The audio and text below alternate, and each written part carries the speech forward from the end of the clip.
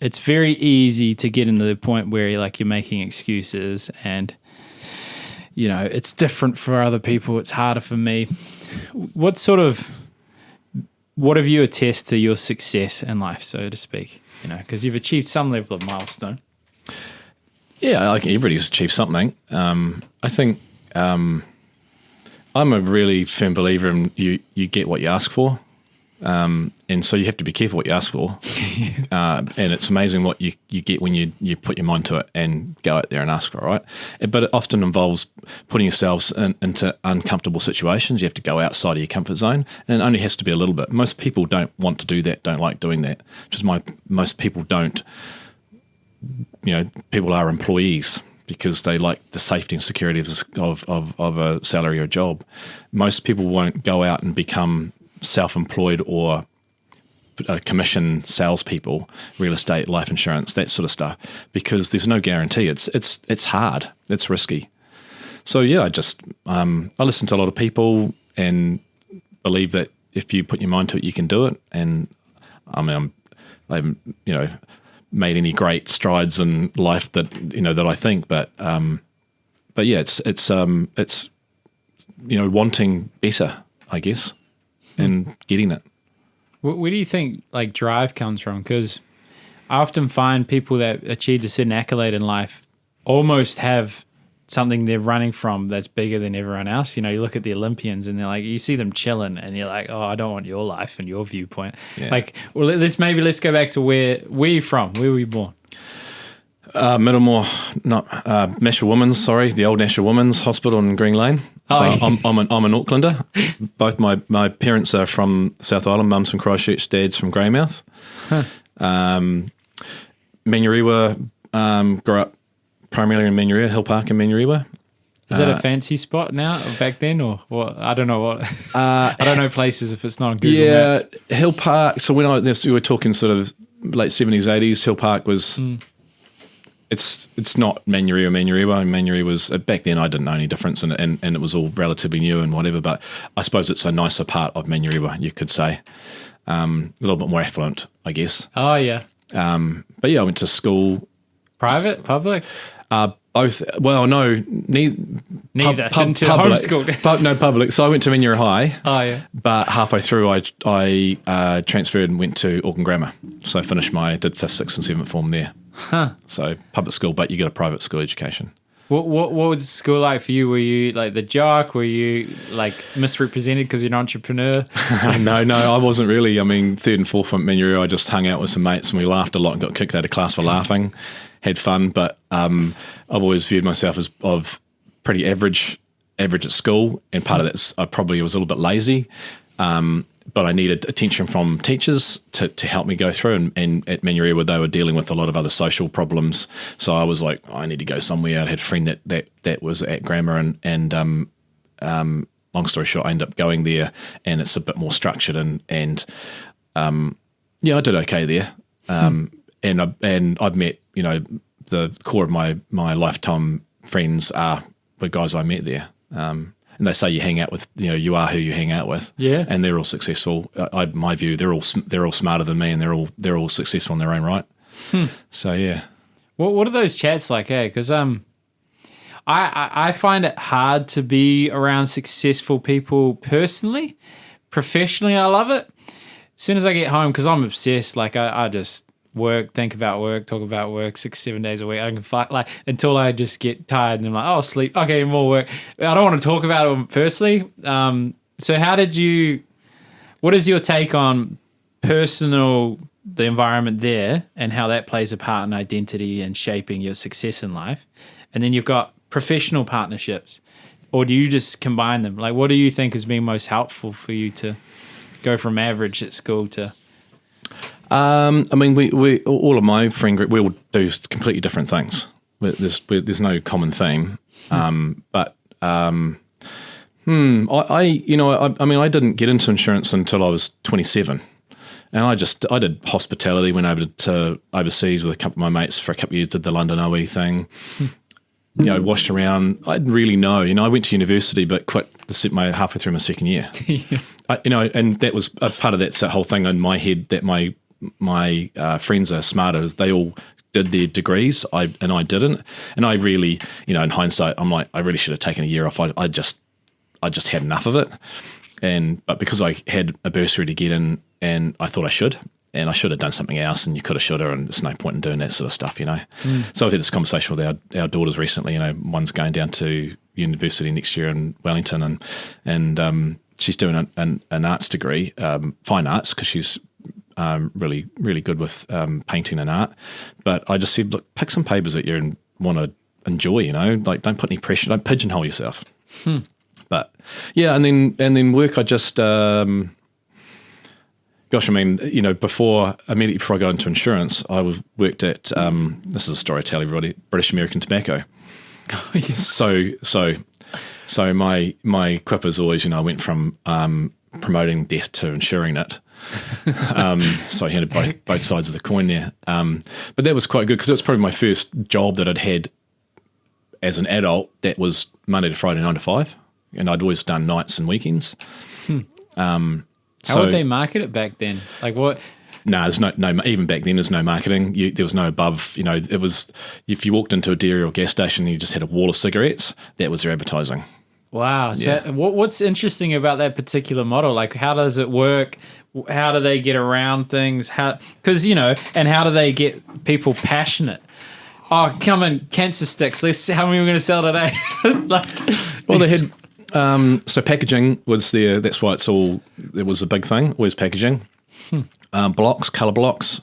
All those units are paid. Those are supplied by the tobacco companies. It's changed now, but back then they were, and they paid a rent to be there. Wow. Yeah, they did all sorts of stuff. There was, but it was very limited because the marketing was, so tightly controlled. You couldn't even put a mat on on a dairy top that had a packet on it that showed something. It had to be in the background, yeah. Because I've heard with Coke, like when there's a new restaurant, they'll give you a fridge, you have to put their stuff in it, and if you don't, then you got to pay for their fridge or something like that. Like they're always, so it's almost as like the model is befriend the fisherman, befriend the salesman that's the front of house that's going to facilitate and incentivize them in some way to get the fish. Yeah. For tobacco, it's all about distribution. So that's what it is. It's an FMCG product, but it's you can't put it in the aisle in the supermarket. It's all about distribution. So we spent our whole time going around our patch, checking that the product was still fresh, that they had the products that they agreed to have, and that was it really. That's crazy. And what's the culture like in the back end? It's like, all right, guys. Come on, how many people are going to kill today? Not at all. It's not at all. I think they were everybody above the trade reps there was manufacturing. So it's the old WD and Nacho Wills plant down in Petone. Okay. So we went there a couple of times to the factory. So they actually manufacture. It's now Imperial Tobacco. So it's manufacturing and distribution. That's it. You can't advertise. You can't sponsor. They were just sort of, where you went. So I know this girl, she does makes bread and stuff and ice cream for like Tip Top and stuff, and they do tests and tastes. Did they have that there? Like, did they innovate with their product? Like, or they're just like, here's what we've got, everyone else just distribute? Oh, trying to launch a new brand and something different would be extremely difficult because you've got to convince all your distribution, which is independently owned convenience stores, and then they've got to do national agreements with the the oil companies and the supermarket chains and stuff. But no, I can tell you, like being down when it was still BAT, on the first floor above the factory is the office level at Petone, and it was when I was there, but. On when they used to make a roll your own brand called Port Royal, and so it's actually flavoured tobacco. So this is kind of like, I guess, a precursor to your vape flavours. So on that day, you could smell that smell would waft up from the factory. You didn't want to have a big night the night before because it was not good. Potent. Yeah. Wow. What's your take on? I didn't expect to talk about this while on podcast. What's your take on the vapes? Do you think it's like pre-cigarettes and no one knows? Like, I mean, you're not necessarily experienced, but I don't know. All I know is it's there's a lot of evidence around that suggests that it's bad, and it's it's the old story. It's what is a cigarette? It's a nicotine delivery system, something that delivers nicotine, which is you get addicted to, then you can keep selling the whatever it is, the stick of cancer or the vape that's going to stuff your lungs up. But either way, it's not good.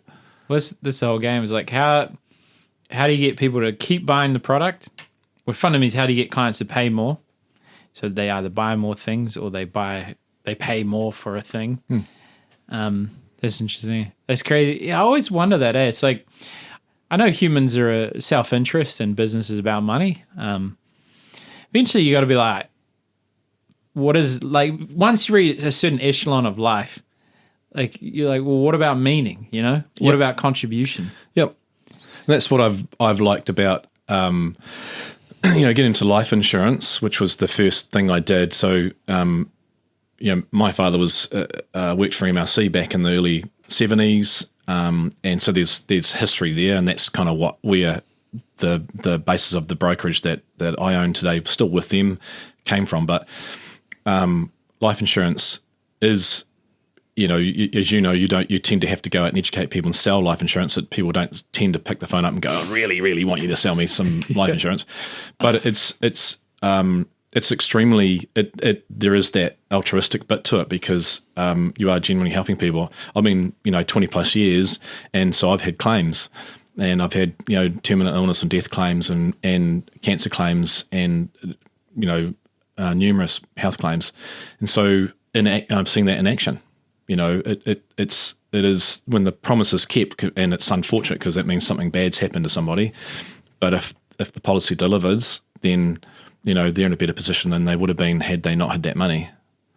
And certainly, from the perspective of an advisor, thankfully they took my advice and purchased it through me, and not say the bank at the time, because the bank was really their self-interest was let's cover the mortgage, and they don't know enough about everything else. So there's always that friction between industry, but there was the what are we doing here? We're providing a really necessary service, and fire in general's the same.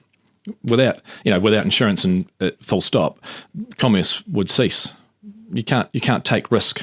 Nobody can afford to take the level of risk that we do without having somebody with a bucket of money behind us that says if the worst happens, we've got you covered.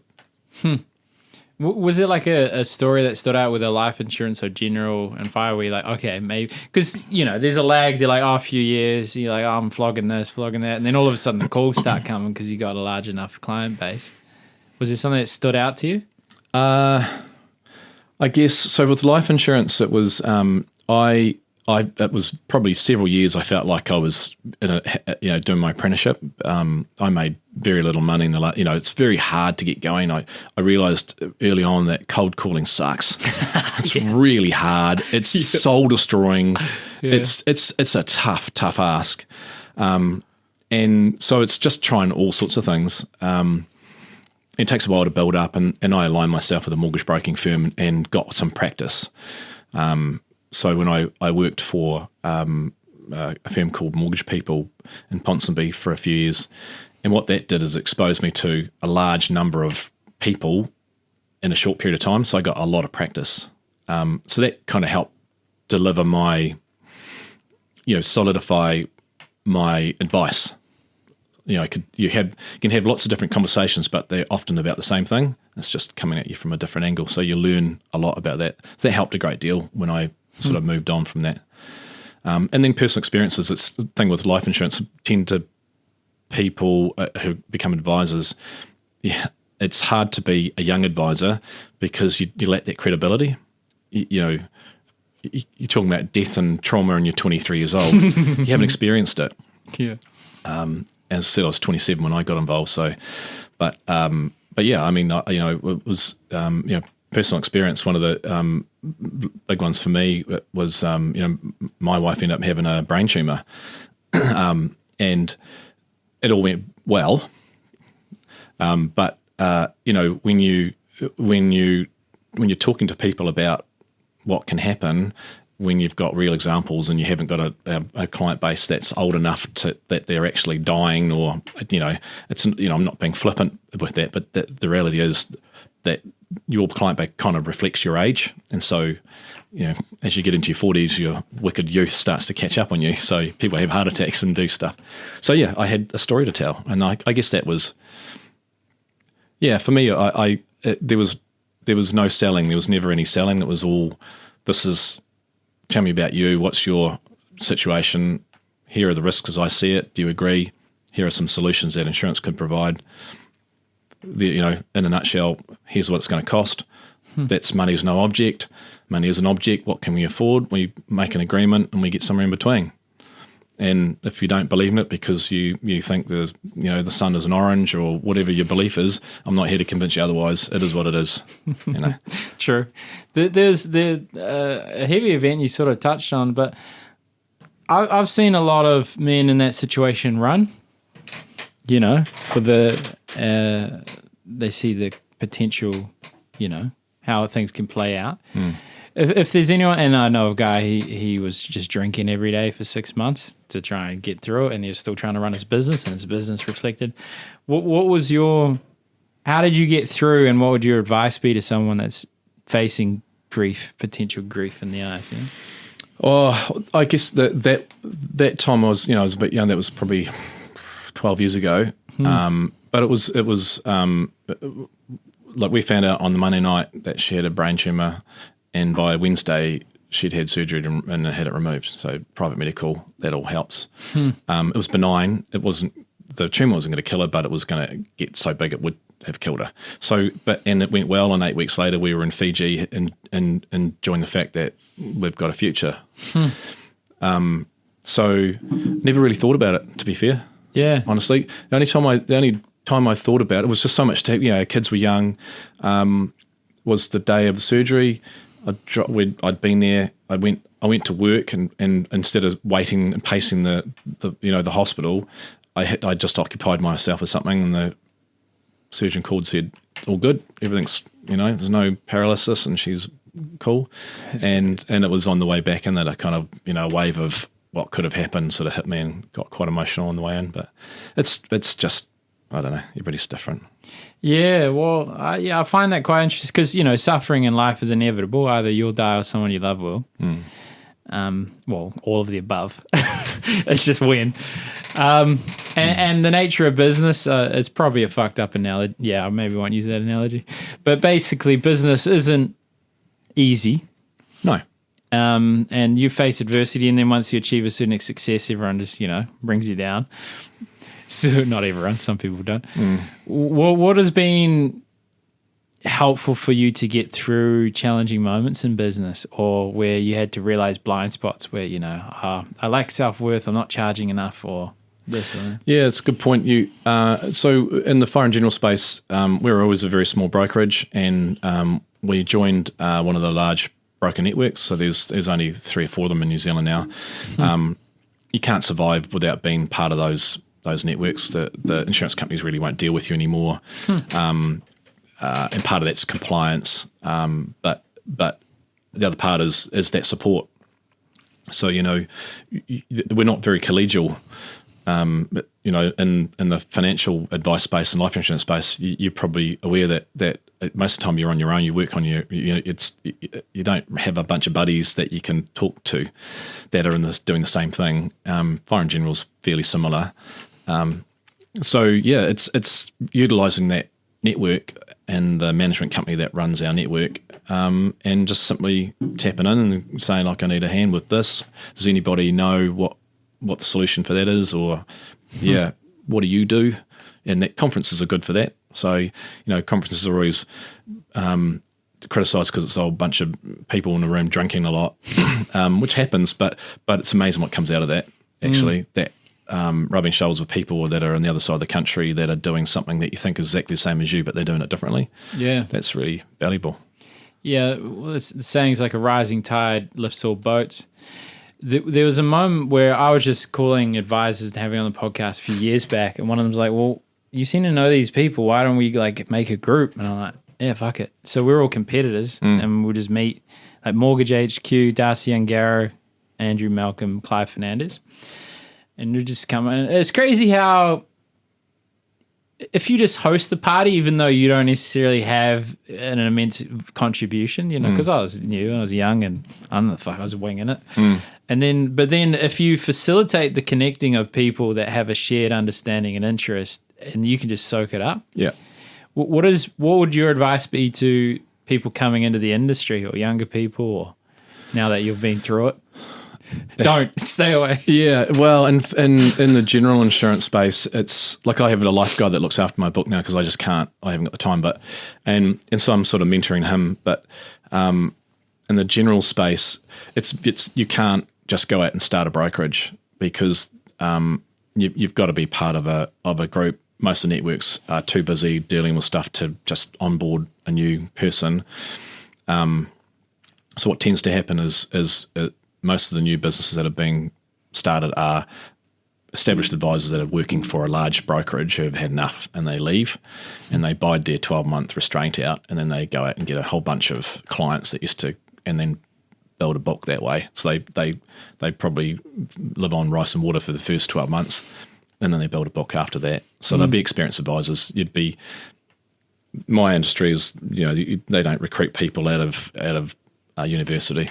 If you wanted to be a broker, you would go and work for an insurance company, learn about insurance, and then go and work for a brokerage for 2 or 3 years to build yourself up to be a broker. So it's probably a 5-year gig. It's not easy. Do you think the part that makes it not easy is the acquisition? Because comprehending the service that you provide wouldn't take too long. Yours may be complex, I don't know. But what is the reason that makes it take so long? So with fire in general, there's 2 parts to it. There's domestic and commercial. So, house contents, car, your boat, your batch, and then the commercial, which is everything else, business, buildings, professional services, that sort of stuff. With commercial insurance, if I cold called you and you owned this building, you would, but you say, hey, look, my insurance is not due until March next year. I can't just go and get ahead and get you a quote for that. The insurance company won't quote it unless it's no more than 8 weeks out from renewal. So they won't midterm quote you, by and large. But also, you might not be unhappy with your broker. So simply getting quotes doesn't, you could be wasting your time. There has to be a reason. Why would you want to change? If I approach you, then what am I selling? You don't know me, so default is price. And then so there's no relationship. Yeah. I don't. Money's important clearly, and we're having a round of significant increases in for our clients at the moment. But it's the relationship where you go along and you reestablish the need, and have you remarketed to establish that although this price has gone up, is that the market rate? So yes, you're going to have to pay more for it. But if I come along and say I can knock 20% off it, well, I'm not. That's not how you build a business. No. Competing on price is pretty race to the bottom. It's the way you give up. Yeah. I wonder. I've been thinking a lot about. I'd never thought about insurance till I don't know 7 weeks ago since we pivoted and just went all in. Banned myself from changing. Yeah. And I always think it's like. Insurance seems more like fries, you know what I mean? It's not a cheeseburger. It's not something that attracts and cultivates and gets people in. I was thinking of ideas of like, what's an offer that we can give that people will give their information in exchange for the offer and they're looking forward to it? I was thinking of things like, board of directors, So you've got a collection of partnerships with people that solve certain aspects of your life. So life insurance, you've got the PT person. You've got the accountant, you've got the lawyer, you've got the mentor, whatever. Like this group of people, and the fries just come with it. Do you ever think of a different angle, or have you ever seen a unique offer in your industry where it's like, because if it's just price, there's some bundling, there's some partnerships, there's some events that could be run, like, facilitating that network of insurance brokers. That seems to be valuable to you guys.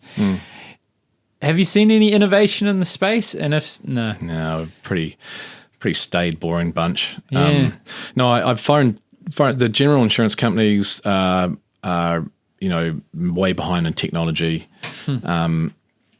Brokers are, we're grappling with a wave of regulation, which has been a problem. But net, I mean, I used to belong to a BNI breakfast. I did it for years, and it was activity, but it got me some business, but not lots and lots. And frankly, it's a load of bollocks. The minute you leave, suddenly you're going, well, why is that policy being switched? Oh, the new guy come along. I'm going to give him a referral. So it's just nonsense, Yeah. Or we had an accountant there that had a mortgage broker, so he never referred to the mortgage broker. I was like, okay, what's the point of doing this? Yeah. It's not genuine networking. Genuine networking is after this, you and I make a plan. We go and have a beer, and we tell some war stories, and we like each other. And then one day, somebody comes along that needs my service, and you go, you've got to go and talk to Jared. Yeah. Or vice versa. And I look after them, and you go, okay, I can trust you until you can't. All right. You only have to do it once, though. I know you have to cock it up once, and that's the end of it. But that's what a referral is. But and then you go, hey, I'll introduce to my accountant. You guys will get along well, and we do the same, and so on and so forth. So that's that in the New Zealand context. I think I've listened to and watched the American sales, and it's culture, just not us. It's sit down and ask for the referral. It's really awkward doing that. Thank you, Mr. and Mrs. Smith. I've just sold you this life policy. Who do you know? Can you write down 6 names? They're going to go, oh, that's really awkward. And then you ring them up and they go, oh, I can't believe that Mary and John did that. And I'm never invited them for a party. It's just not how we do things. Yeah. Yeah, it's weird. It's interesting. I've been thinking, like, I put myself in a situation, someone asked me for a referral. First, I'm like, do I trust them? Will I lose status in the eyes of the person that I'm referring? So I'm wondering if there's a way to create referrals that enhances status. So someone I talk about all the time is Alex Emosi, and I'm plugging him purely for the fact he made content that's useful. Then didn't ask for an opt-in. And I keep referring that to fuck. Like, go check out this course. And then I tried, and then he talked about you can use coupons. And I was like, could that work in service? And it sounds cheesy. And I was like, I was using it with the videos because that's what I was doing initially. I was making videos for people, but then I wanted to make them money. And then I talked myself out. I'm like, you don't need this because it's just going to be videos. And then I was like, once they would come, I'm like, oh, well, here's a $2,000 discount for someone that comes in. So essentially it's free for them to do a recording session. I'm wondering, because referrals are awkward. I don't really ask for them. They come sometimes. Yeah. But what would be a way to ask for a referral that enhances their status and they benefit too? Yeah, it's a good question. If you don't know, since this is a good question, I don't know. You're probably asking that because you haven't had the answer yet. Yeah. I don't know. I mean, I get approached by marketers, and somebody's going to do an SEO thing on my website, and they're a platinum Google AdWords person. Everybody is, and and it's just rubbish. Yeah. It doesn't work. Not for me. I keep saying that I would rather spend the same amount of money and time just on my current clients, and then because if I can half my loss, i.e. double my retention, and just keep up with the dribble of new clients, I'll grow. Yeah, and I can provide that quality of service to the existing clients, and they will be the reason I grow. They will refer people that they know in business and in life, because they'll say, hey, you're looking after us this way. And it's hard to you still have to be able to provide a consistent service level. Otherwise you'll overpromise and underdeliver, unless you don't care about that and you just want to grow for growth's sake and then sell the business one day. And that's not, this is my life. I'm building a business for, I guess it's a legacy, but it's so that I can have a comfortable retirement. But along the way, I want to make sure that I'm looking after the people that are integral to that. Well, makes sense. Like, the best marketing is a great product. I always wonder how there seems to be like a no man's land where you hire a staff member and you're waiting for it to rain, essentially, because you're getting everything from referrals. And then there's that cost while they're trying to build their book. And then you're selling your relationship. And then if they fail, because they will, they're humans, and they're not going to be as good as you because, one, they don't give as fuck as much as you, and two, they haven't done the level of reps. Yeah. Sometimes they're exceptional and way better than you because they're doing something you hate. Yep. So how do you pocket that part? Like, what's a way to hire? Like, what has been your lessons in terms of trying to get someone to that next? You just haven't worked it out. I've done it really slowly. It's but you're right. You can take the punt and you just wear the upfront cost and grow into it. I did have I've done that once, and it did work to a degree. Various reasons the broker didn't work out, but that investment did pay off. If I did that in fire in general, most of the brokers that you talk to are farmers. They're not hunters. Yeah, you're right. Yeah, so interesting. Yeah, and you're so fire in general. You're on a salary, you're on a package, and there might be a bit of a KPI there, but by and large, you get a book of business, and you have to maintain that and grow it within reason and look after it. Most of those, you wouldn't find many that are, I'd hate doing the farming, but all I want to do is get new business. Most aren't very good at that. No, it's that's interesting. So I've had a couple of little acquisitions of small books of business that have helped me get to a point. It's about growing. You sort of get growing pains where you're like, we're really busy at the moment. I need some help, but you know that it's going to dip off because I know what my renewal cycles are. And if we just can get to that, but then your staff are going, oh my gosh, it's the end of the world. The sky is falling. It's so stressful. And I'm like, okay, yep. Well, let's do what we can, because if I go ahead and hire somebody, then we're all going to be twiddling our thumbs in 3 months' time. Yeah, I don't want to do that. It's tough, huh? Yeah, and I'd rather have everybody needs to be busy, because if you're busy, you don't want to be sitting around looking at reels all day long or something. That's not healthy. People want to go home with a sense of achievement for the day. Yeah, so it is I don't know. That size is really important in our industry. Yeah, you have to be. Like, we were small, 10 years ago. We're small and we couldn't survive if we were still that size. Yeah, I always find the trickiest part from what I see from outside perspective, not so much specifically in your insurance, but it's just you don't have the leverage.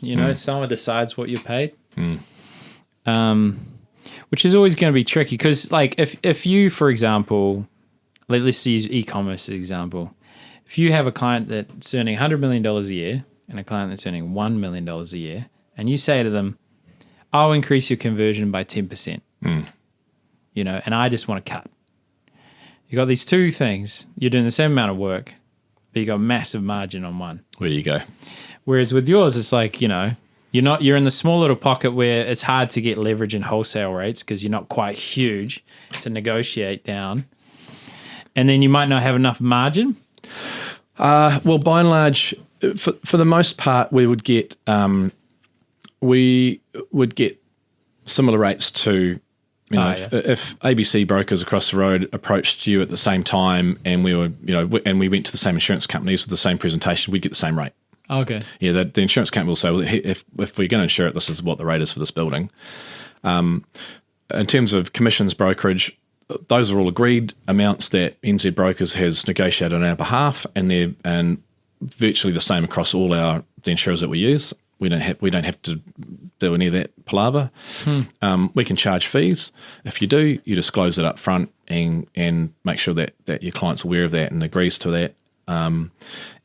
Or on some accounts it could be a very large account, or accounts that are very low maintenance. You may choose to forgo all of your commission and just charge a fee. So you might discount it back and just say, I'm going to charge you 15% fee on the base premium, as opposed to taking commission, because that reduces the overall cost to you a little bit.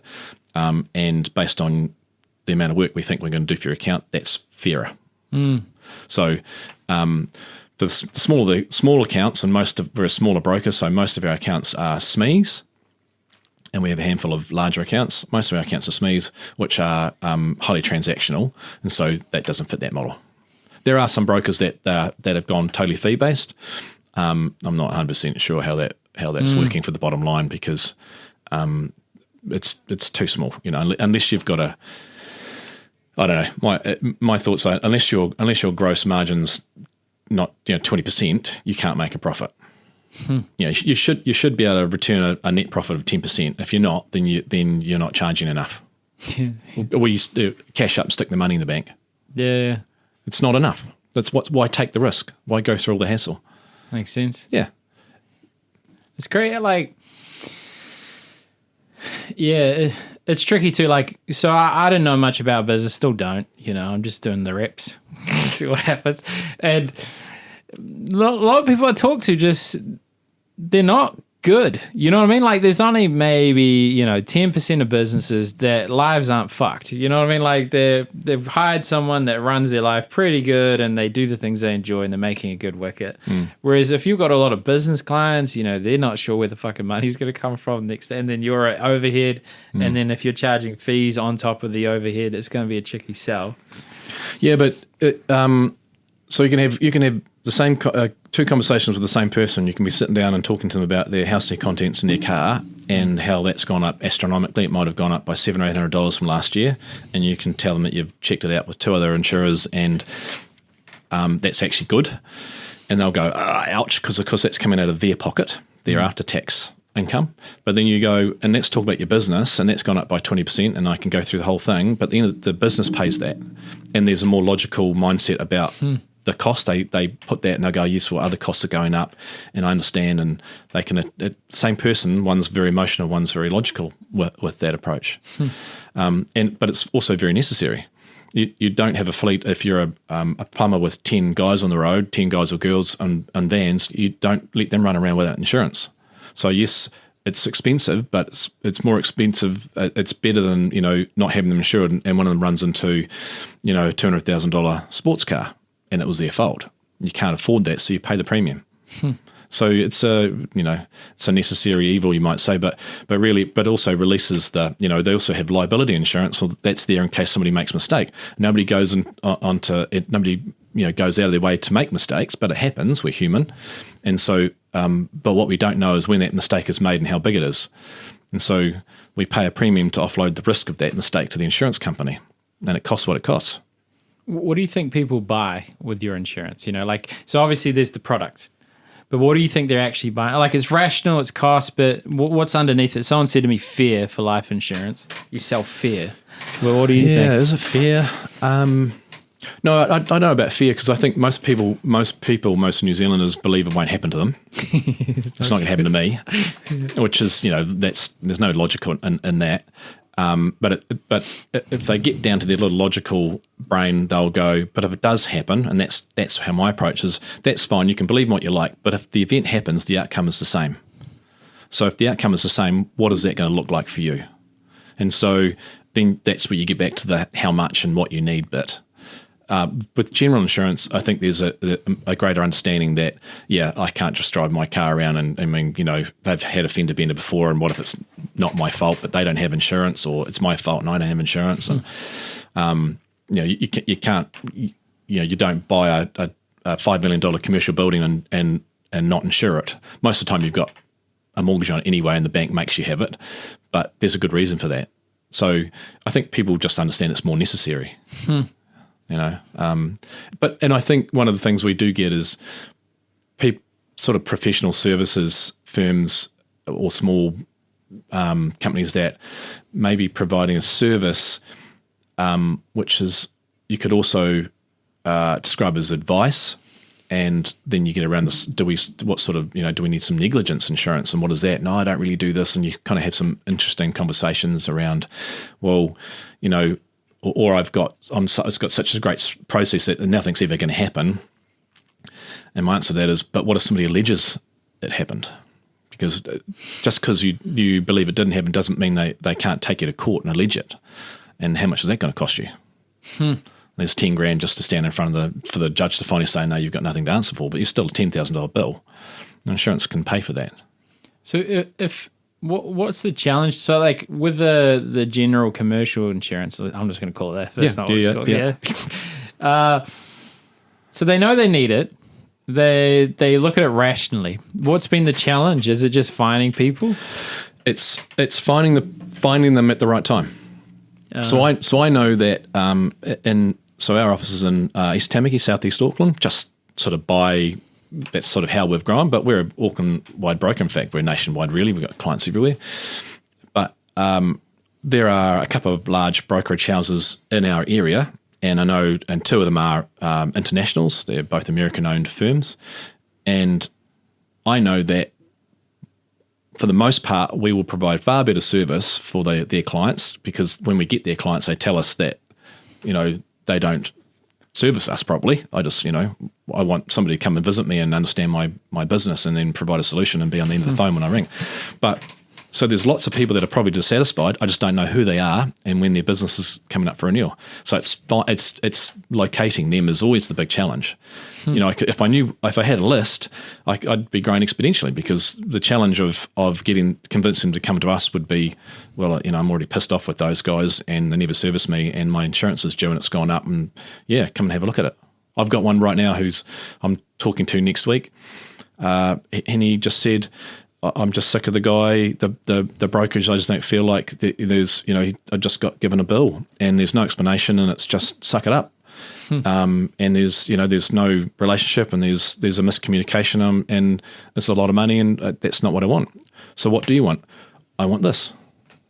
I'll be interested on that. What is value? Because I struggle with that in financial advice. I was like, hey, you're going to retire in 7 years. Leave it the fuck alone. We'll check if the fund manager is fucked and we'll change it. We've done that twice in 30 years. Yeah.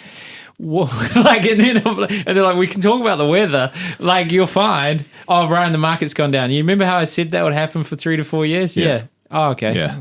That's why I never got into that side of things, because I was like, what value? What are you adding? What are you doing here? Yeah. No, because the policies that we have in place for the clients are annual policies and they have to renew. So we have to go and see them before renewal and say, hey, are you still doing what you were doing? And are you doing it as often? So what's your turnover? How many staff? Have you changed any of the facets of your business? So we have to understand what they do, because we have to help the underwriter understand that, so there's no assumptions. You never want an insurance company to assume something about your client, because they'll always assume the worst and price it accordingly. So we've got to make sure that the insurance company understands fully, and that's also about disclosure. And then we say, okay, your fleet of vehicles probably won't be worth as what they were last year. We need their market value, which means, so they're not agreed value, they're not replacement policies, they're a market value, i.e. if it gets totaled tomorrow, it's what your vehicle is worth today if you could sell it to somebody. So what is that? Because you don't want to pay premium on a $50,000 car if it's only worth $35,000. Not that there's much difference, but that's about expectation setting as well. Are you holding more stock because you're aware that you've got to be a bit bigger. You're aware that through COVID there was supply chain disruptions. So have you ordered more stock and holding more because you know that's going to be hard to get stock in? If so, and they'll go, oh, yeah, actually I have. I'm now holding 600,000, not 400. Well, we need to ensure that. Make it. That's what you're doing. And then during the year, you're dealing with any claims that come in or any other changes. Oh, I'm changing my 3PL address. It's there now, or whatever. So you get a lot of touch points with the general clients. We at least get the opportunity to at least a couple of times a year to touch them in a proactive way, because there's always that chance that there's a negative interaction, which is when they have a loss. So not negative on us, but they're coming to us because something bad happened. That could just be a car, or there could be something quite major. And so you really want to be talking to them, you could say delivering the news about the insurance premium is not a positive either, but at least, you're demonstrating that you understand the business and providing that service. Makes sense. It's like, you got these large conglomerates that aren't giving a tailored solution, and you probably have profit leakage and inappropriate cover, and you might not be covered for what you think, and then so that makes sense. You're just clear on that. But what I tell you how they get around that is what they'll have is they'll go to an insurance company and say, hey, we have got $20 million worth of premium in franchise businesses in this sector. We'd like to put a scheme or a facility together with you, and we can guarantee all that $20 million because all our branch officers will do what we tell them to do. And the insurance company goes, great, yeah, we'll give you these special rates. And I come along and go, hey, Mr. Insurance Company, I've got a franchise in this sector. And they'll go, they'll either go, sorry, we can't help you. We only insure those for this broker, or sure, we'll give it to you, but here's our standard rate, but they get the special rate. So those deals get done, and that's just volume of business. Or there's a facilities. The two largest brokers have underwriting agencies, I suppose you could call them, where they have an agreement with the insurance companies that they effectively have the underwriting pen. They can put anything into it, and it's automatically insured, and they get rates and wordings which we can't get. And for one of them, I know that the bulk of their business, as much as they can, will go into that facility because that way they don't have to broker the business. So I anecdotally was told by a guy who owns an underwriting agency, hired a person who had been at one of these brokers for 10 or 12 years, hadn't broked a single bit of business in that time. So he actually hadn't done what we do. So that's I guess if somebody says, what's your point of difference? That point of difference is me. I'm a business owner and we'll go and broke the business. These guys don't get the opportunity to because they're told not to. And what's the other reason they put it into that facility? They get more brokerage. Interesting. Yeah, there's a bit of politics in this. There is politics in it. Yeah, and you know, and all the we're all like, oh, it's not fair. And look, it is what it is. Yeah. So so facilities and schemes there's pros and cons to that sort of stuff. But hey, if you're the big businesses will always try and leverage their size to their advantage. Doesn't matter what industry you're in. That happens everywhere. Yeah, Foodstuffs and Woolworths, Progressive. They, of course, they do it. Or Fletchers will do it. Wherever it is, if you can, you will. You'll try and leverage it to make more money because that's their thing. Makes sense. Yeah. Well, you've done a whole hour podcast, mate. So holy shit! Thanks for coming on. Who knew? Who knew? Done. Awesome, mate.